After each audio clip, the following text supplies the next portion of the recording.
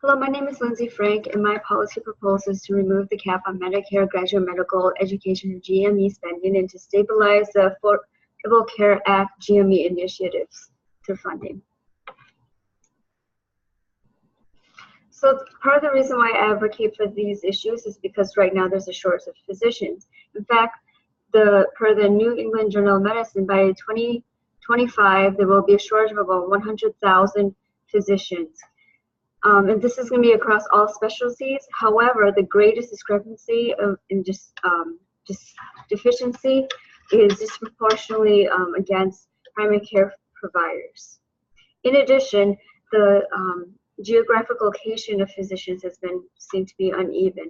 There are areas where there's high density of physicians, and then there's other areas where there are not many physicians working, and that creates an inequity. In addition, there's different population factors that have been increasing the demand on healthcare and physicians. One of this is the aging population.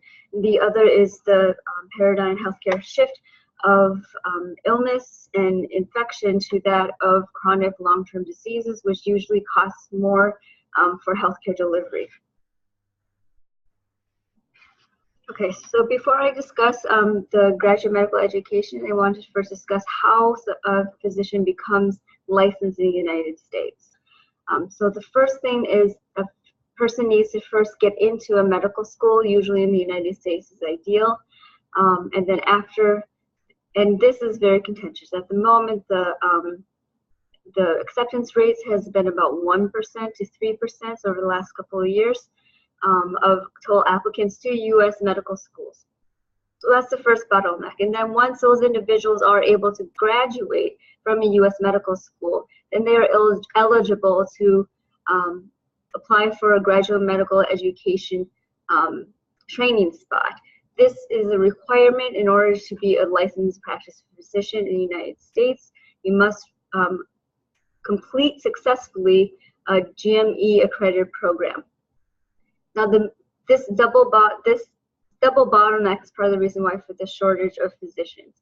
However, the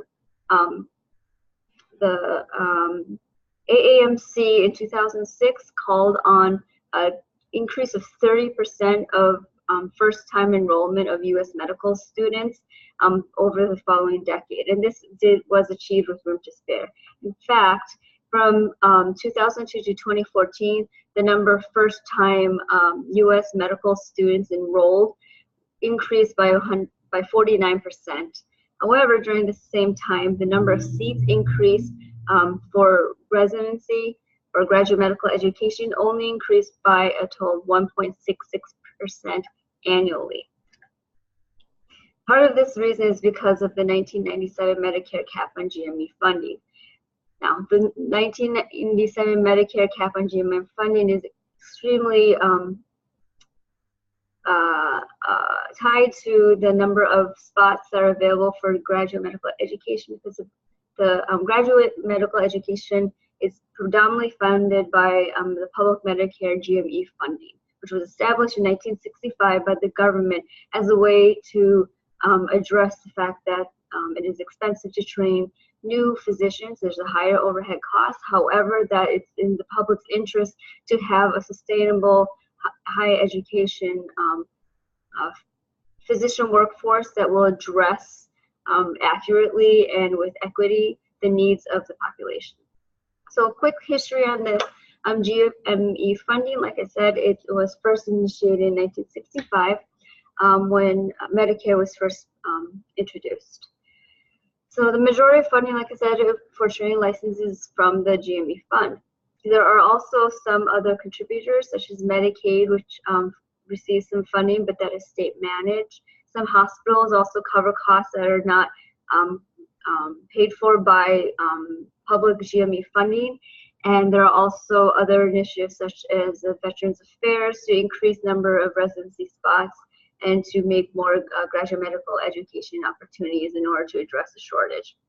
In 1997, the Balanced Budget Act introduced a cap on spending for Medicare GME fund, and that's one of the reasons why the number of first-year enrolled for medical schools has increased by almost half, and yet annually over that same period of time, the number of spots have only increased by 1.66%. In fact, the non-increase of GME funding since 1997 has caused only 0.9% of per year of new residency spots can be attributed to GME funding. The rest of the 76% is being covered by hospital overhead fees, co-pays, and other innovative ways, but that clearly is not addressing the shortage. Okay, so teaching health centers were created by the Affordable Care Act in 2010. The purpose of teaching healthcare centers was to create a different entity and funding separate from that of the Medicare GME in order to give funds to ambulatory community clinics and outpatient healthcare centers. The idea was that the majority of Medicare payments are sent to hospital and inpatient teaching centers, since the majority of their patients are Medicare recipients. However, no public funds were being allocated for patients who were not Medicare recipients, and therefore communities who relied on this community clinics, ambulatory and outpatient healthcare centers, which is where the majority of healthcare in a person's life takes place, were not receiving any government funds, and therefore were not having any role in training the future workforce of physicians in the United States. During with the initiation of the THC GME, over the first 5 years, there was stable funding, which was granted by the ACA in the bill. And during those 5 years, the THC GME program alone was attributed to about a 33% increase in the number of family physicians alone. Then in 2015, the Medicare Access and CHIPS Reauthorization Act stabilized funding for 2 years for the THC GME. However, it decreased the amount of funding by 40% by decreasing the amount of reimbursement per resident that these healthcare teaching centers were receiving. So thus the growth in addressing the primary care physician shortage was truncated since 2015. This is a graph put together by Mullen from 2015, and it shows the difference between the rate of growth of GME positions available at 1.66 and that of number of U.S. medical graduates who are eligible for a residency spot, which is sitting right now at 1.4% as of 2015.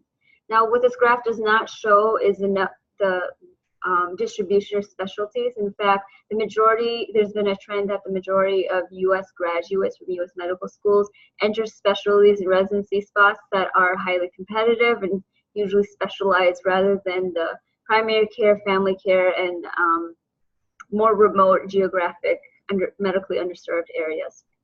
In fact, in 2015, as of 2015, all of the acting IMGs, or international medical graduates in the United States, 41% of them worked in primary care areas. Traditionally, the spots that are not filled by the U.S. graduates are filled by IMGs, both U.S. citizens and foreign graduates. Now, what's important here to note with this graph is that it looks like the gap is being shortened, and that there's going to be a one-on-one ratio between the number of spots available in residency and the number of U.S. graduates. However, like I said again, this doesn't take into account the amount of IMGs that enter. In fact, in 2015, 23.6% of all seats were taken by IMGs. So this goes to show that a huge percentage of the workforce that is currently taking care of our citizens and our population is from IMGs, or foreign educated medical physicians. Okay, so my proposed summary with these things in mind is that I suggest removing the Medicare cap, as well as stabilizing the funding for those THC GMEs. And what this would do is several things. First off, increasing the residency cap would, removing the residency cap would allow funding to flow to Medicare hospital recipients. And while this would increase the opportunity of IMGs, both U.S. citizens and non-U.S. citizens, to retain spots in the match, the majority of them end up taking spots that go unfilled by U.S. graduates anyways, particularly the areas of primary care providers and geographically remote, medically underserved areas, which are the areas that are suffering the greatest deficiency in providers as is. In addition, with stabilizing the THC GMEs, not only would there be funding going towards Medicare, there would also then be an entity that's separate that is going towards recipients who have patients who receive or pay their healthcare bills through other financial means that are not Medicare dependent. Again, this is where the majority of care for a person's life takes place, in these outpatient healthcare settings, not the hospitals. So having funding, public funds being allocated separate from Medicare GME funding to hospital centers to train physicians in primary care and geographically underserved areas would be beneficial, because it would then give them the agency to have a role into train the next future physicians in these areas that are usually deficient in physician workforce. These arrows here just kind of represent what could happen if my proposal was implemented. So with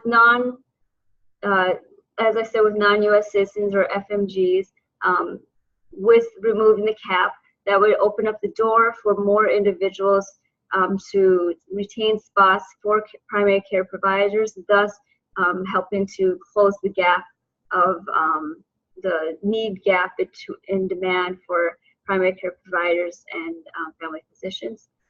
And in addition, it would also address the geographic inequity by allocating funds to those areas where traditionally U.S. graduates do not want to take positions.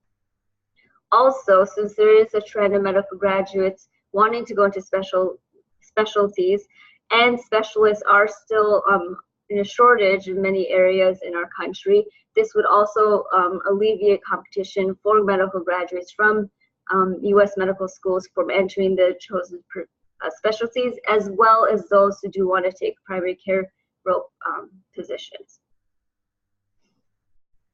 So quickly, this is a summary of some of the proposals that I studied. I know it's a busy slide, but what I want to highlight is with the proposal of removing the Medicare cap, which is supported by the American Health Association, the AHA, the American Association of Family Physicians, the American Association of Medical Colleges, as well as the AMA, or the American Medical Association. It would allow more funds to be flexible to address the healthcare needs and demands as the healthcare issues in the community evolves. We live in a very complex healthcare system with many different stakeholders, actors, and players, and there's many different factors that play a role. Like I said, however, what can be done to increase the public health of our community is to address the shortage of physicians throughout all specialties. And this cannot be done without removing the Medicaid cap. In addition, I would like to have a separate THC GME program to be allowed public funding towards non-Medicare recipients. The greatest challenge with this proposal is that the tax burden on the public would increase. Traditionally, Medicare funds are funded through an income tax. This is an obviously very contentious issue and is highly politicized and divisive in society when we talk about increasing income taxes and redistributing the federal budget.